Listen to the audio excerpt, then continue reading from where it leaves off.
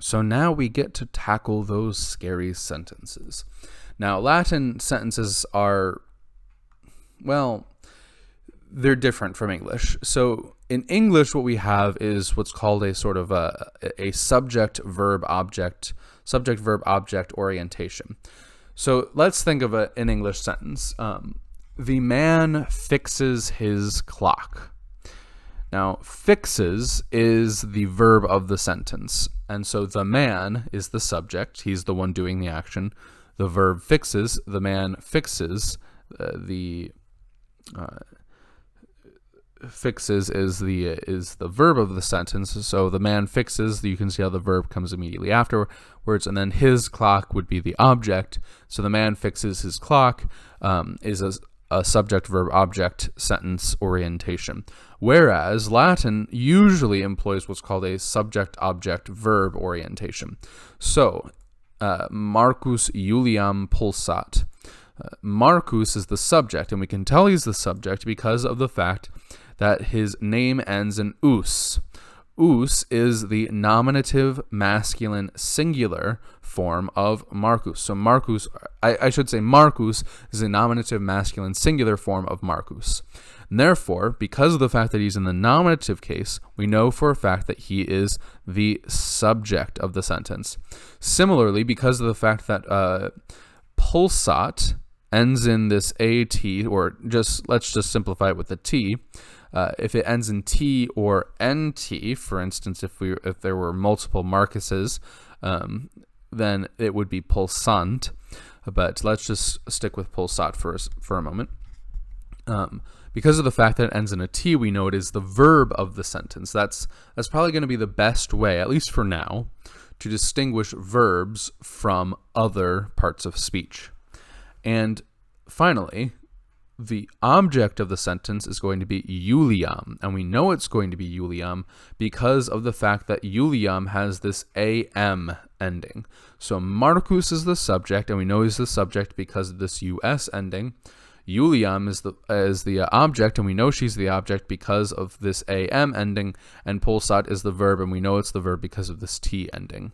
So usually the best way to identify whether or not a verb is, or whether or not a word is a subject, object in a prepositional phrase, part of an adjectival paraphrase, I don't know, is with the ending. And so that is why we've been spending a lot of time on those charts recently, is that I really want you guys to get used to remembering, okay, nominative is us, is us, e, a, and for the various genders and numbers, because that's going to really help with and all the endings are important, and I want you to remember them because that will allow you to remember which goes where in this whole subject object verb thing. Similarly, we have but now we're gonna have to go to the complexity, the dreaded complexity.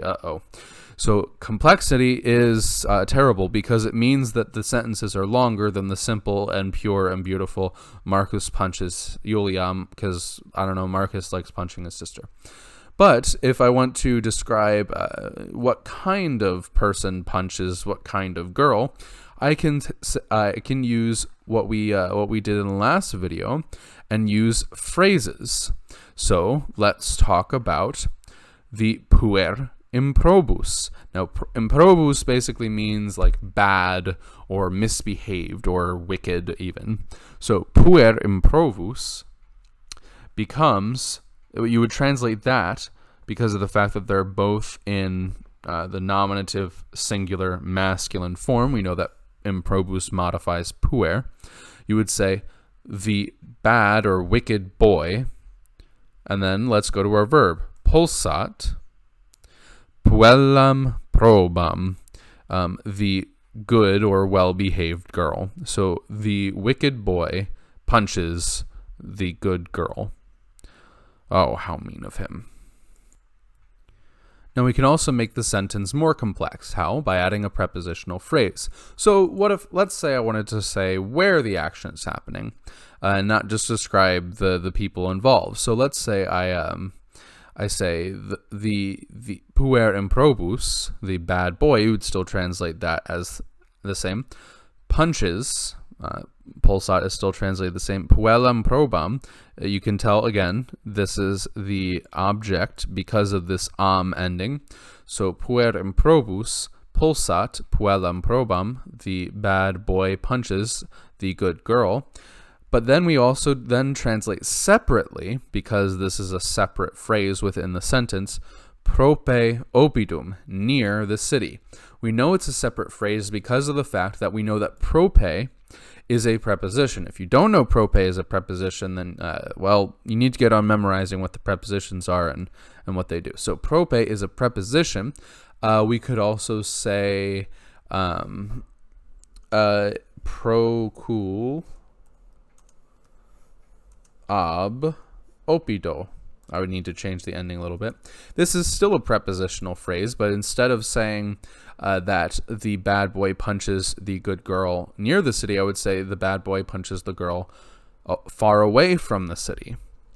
So that's basically how you would translate this. So always remember that you should try to think in terms of, okay, what are the phrases of the sentence, and stick to this sort of subject, object, verb core. So the subject will pretty much always be the word that is in the nominative case, and you can tell if it's in the nominative case if it has nominative case endings, or in the case of words like puer or vir, if it just has this r and doesn't have an ending like pueri or puero or puerum or anything like that. Similarly, you can tell if it's the object if it has this am, os, as, or a ending, depending on the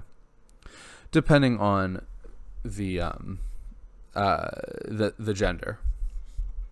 And then when it comes to things like prepositional phrases, for that it's probably just the best idea to sort of leave those to the end and then to sort of put them into the sentence wherever you think is the best place to put them. So I can put them at the end, so the bad boy punches the good girl far away from the city. Or you could even put them at the beginning, so far away from the city, the bad boy punches the good girl. But then we can add a little bit more complexity still. So let's add in some genitives as well. So the filius improbus domini, the wicked son of the master, punches the sad girl amid or among the angry servants of the family. Now, I know that might be very, very confusing because of the fact that I was skipping around, but it's the same set of concepts. So what's our subject? Our subject is this filius improbus, and we know it's a subject because of this us ending in both of those. But we also have a genitive case word. We have the word domini. We know it's genitive because of the fact that we know it's not going to be nominative plural, because if it was nominative plural, then it would be the subject. We already have a subject, so it can't be that. Plus, we can see the verb, and we can see that the verb is singular because if the verb was plural, it would be pulsant rather than pulsat. So we only have one option. We can only say that this is genitive singular, which means that it is part of this phrase right here. So this all right here is the subject of the sentence. So we got the subject. Then puellam tristem. Sorry, tristem is what's called a third declension word. We'll talk about those in a few chapters. Just know that this em is also an accusative ending, so it means the same thing as puellam. It means the same thing as this am with puellam. So puellam tristem, we know that this is the object because of the fact that it's the accusative case. So far the sentence goes like this. We translate it as the wicked son of the master, and then you go to the verb punches, and who does he punch? He punches the sad girl. Now we just add the prepositional phrase apud servos iratus familiae.